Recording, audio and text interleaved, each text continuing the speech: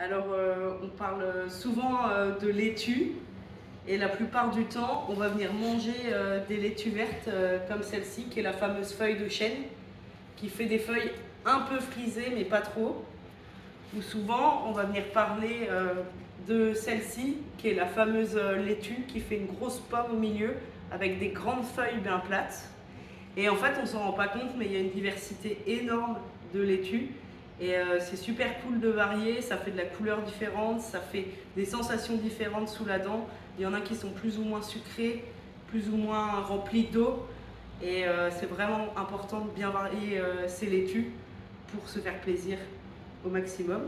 Et donc par exemple ici, on a la fameuse laitue Lolo Rossa, une belle laitue rouge qui fait des feuilles frisées, mais les frisées qui restent toutes douces, c'est pas croquant, c'est vraiment une laitue qui reste douce sous la dent. Alors qu'en laitue rouge aussi par exemple, on a ici une frisée type un peu scarole, sauf que les scaroles on les connaît très vertes. Et là on a une belle laitue scarole rouge, et donc ça, quand on le mange en salade, ça croque beaucoup plus sous la dent et c'est vraiment intéressant. Et puis on a aussi celle-ci dont je me souviens plus de la variété. Je ne sais pas si c'est pas une feuille de chêne rouge.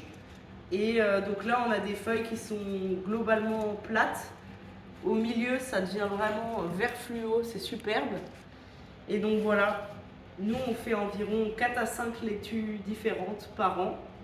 Et c'est important de varier parce qu'il y a plein de choses qui existent dans les laitues et on oublie trop souvent de varier.